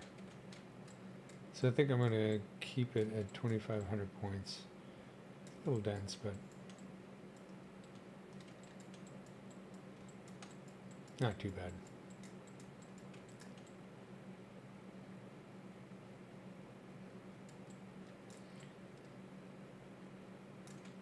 Can always do this. I'm going to combine this into one polygroup and then try doing ZRemesh to see. Yeah, that's kind of nice. I don't like that.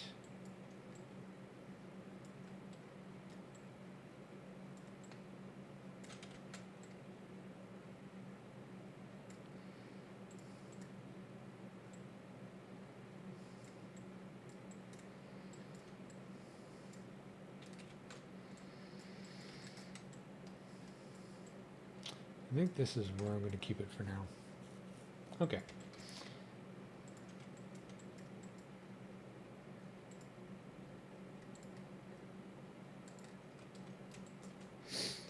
Like I say, you can get away with a lot with insects. I mean, does this really need to be a perfect edge loop where the antennas come out? I don't know. Turn off mask by polygroups. None of this stuff was going to deform, so again, it just makes it easier for UV mapping and just general sculpting. Since this is for a lecture on mouth parts, we're going to have to pay a lot of attention to this stuff down here, but I still have to get a grip on what the mouth parts are, so I'm not going to mess with those just yet. I'm just going to kind of shape the head a little bit. So one thing I like to do when shaping the head is I'll get a brush like a clay tube brush.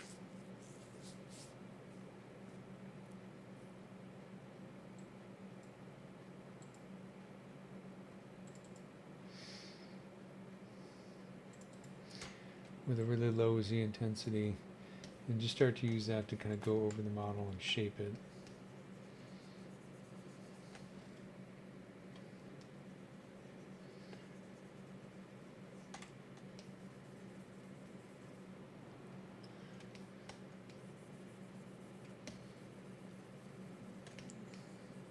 Part of this is to make it a bit more organic. This would be like going over a clay model with a rake, but it also allows me to start to understand what these shapes actually are.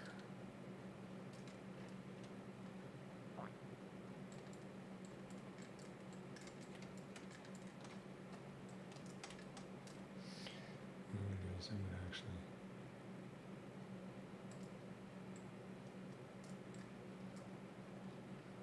I had better head.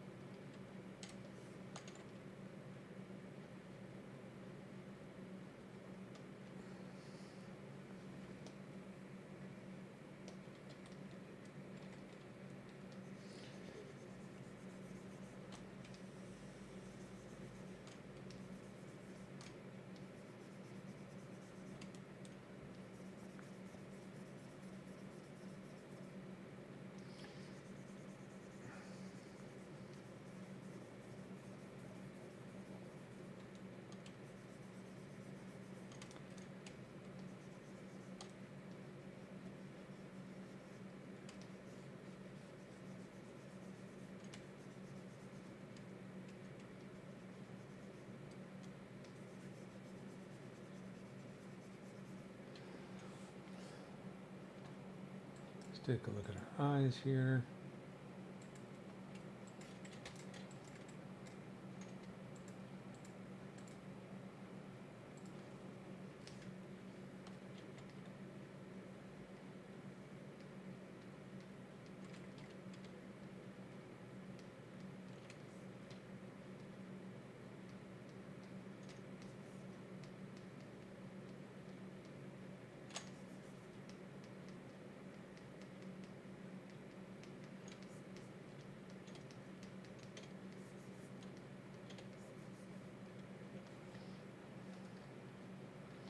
See if we can find a good picture of the eyes. Ah, that's great. So, I'm going to really quick do my typical eye tricks. I like how you could see sort of the eye beneath the exoskeleton, the head right here. This edge is kind of cool. So, let's do the eye trick to finish this out for today. So, the eye trick is sculpting on these lenses here, the omatidia.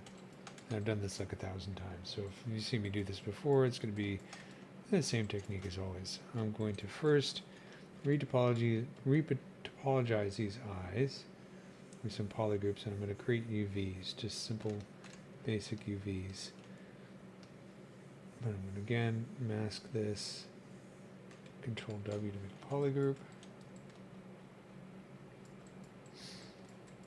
And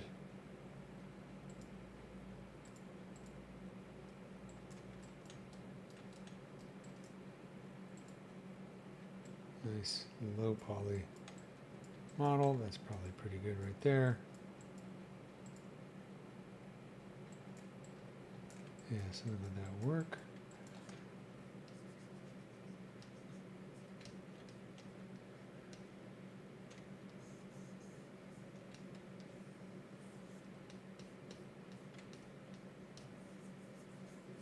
That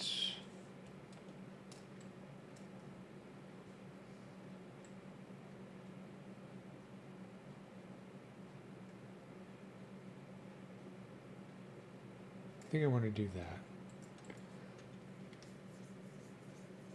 Let's see.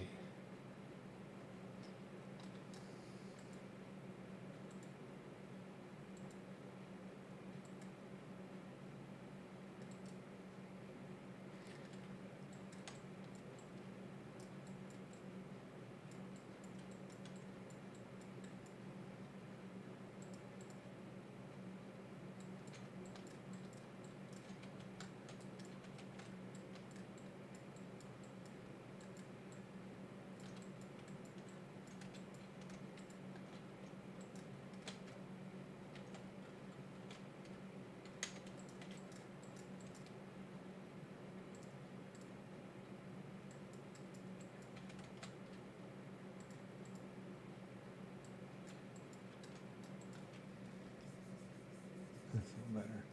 I'm going to do more of a poly loop around the outer edge here. Yeah, that's better.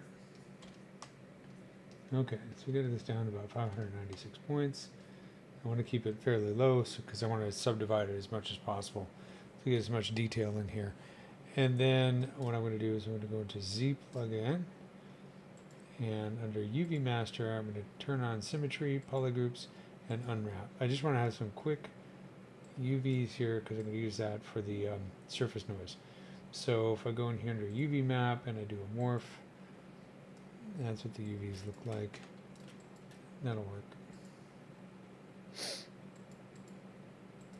Now I'm going to subdivide the heck out of these guys. 2 million, 9 million. So that should work. And then let's go under surface, our reference here, noise, turn on UV. So now this is using the UVs to project the noise. That's why I wanted to create UVs.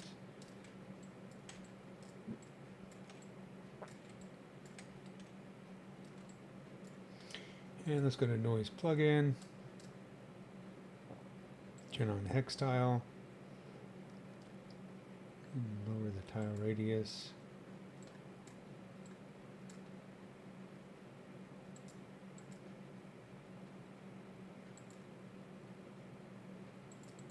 Actually, I'm going to increase that.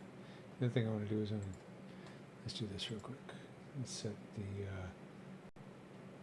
mix basic noise down to 0 so we're not seeing any of the typical noise. I do hate the way they have this interface. It's really hard to center the object.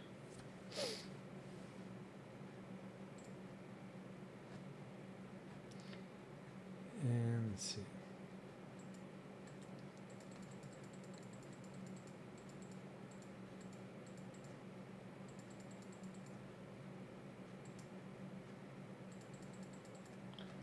Let's try this, and then we'll bring down the noise scale, plug-in scale rather.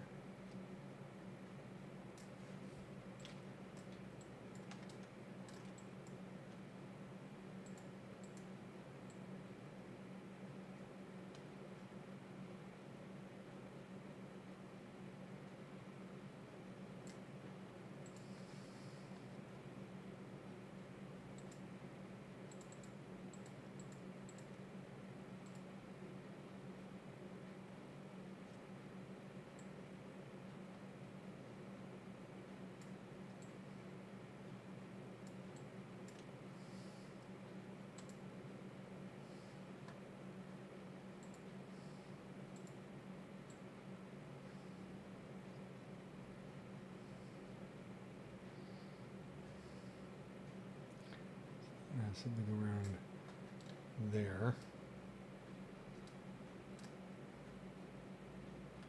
Let's give that a try.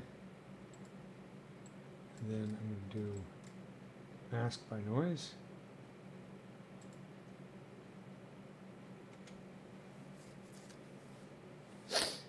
Let's boost that mask a little bit.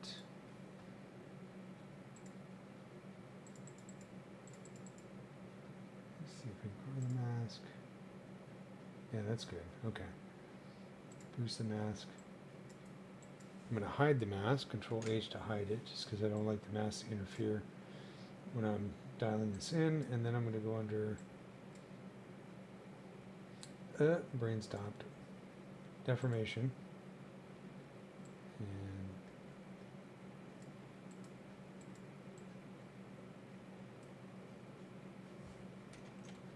let's just dial it in numerically. 0.1, 0.1, 0.1.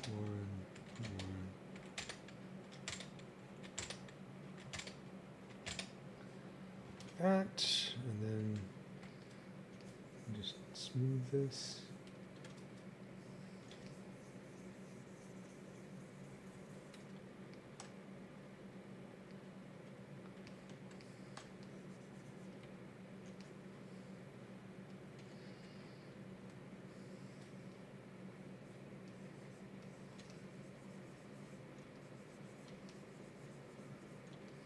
Using the inflate brush very lightly and the smooth brush just to give it a little more of an organic kind of feel to it.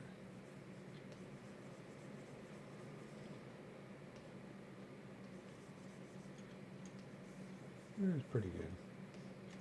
I feel like it could be a bit smaller, a bit more dense, but let's see.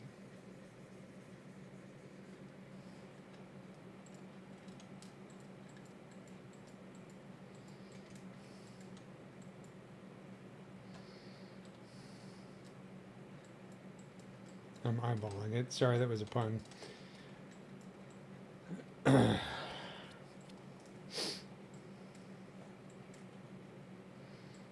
going to clear the mask, go down to lowest subdivision level, see if we can shape this a little bit more. I might have to redo this a couple times just to get it right, but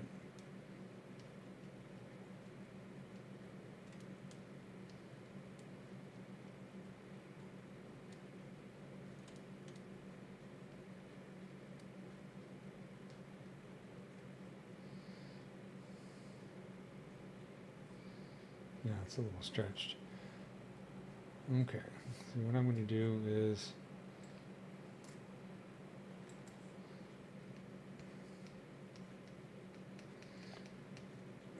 Mr. Strummer says, one more time.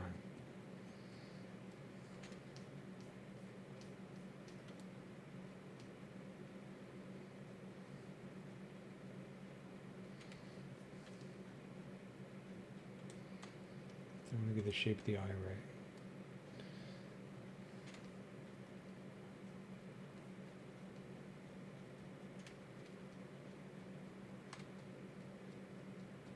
Okay, so I'm going to go to geometry, delete higher, subdivide this again, get it back up to 9 million, and go under Z plugin, sorry, surface.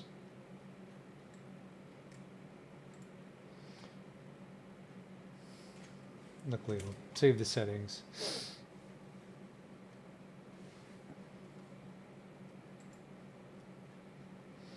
And I'm going to bring this scale down a little bit more. That's 0.04, let's try 0.02.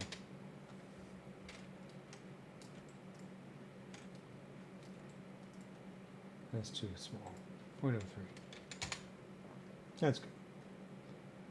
Okay, mask by noise.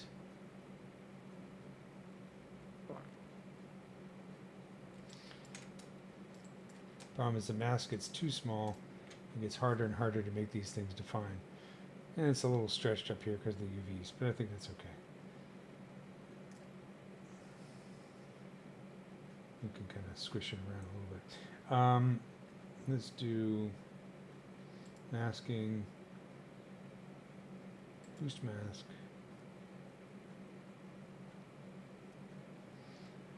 grow mask,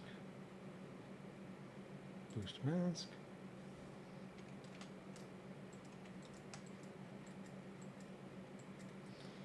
and hide the mask, do our deformation.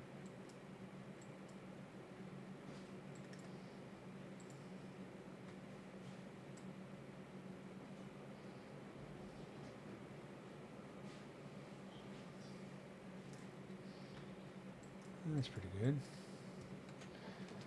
And smooth this out a little bit.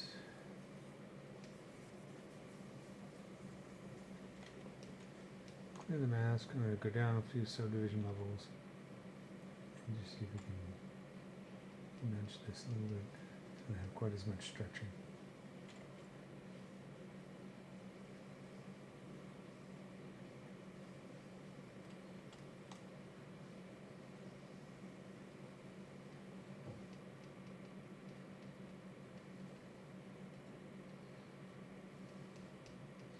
Okay, I'm going to finish up today for today, so I get to work, but let's call it good enough for now.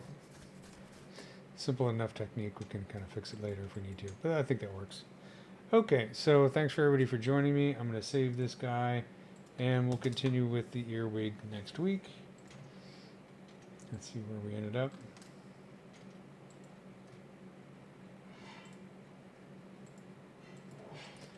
I think the abdomen's looking pretty good. This part's looking pretty good.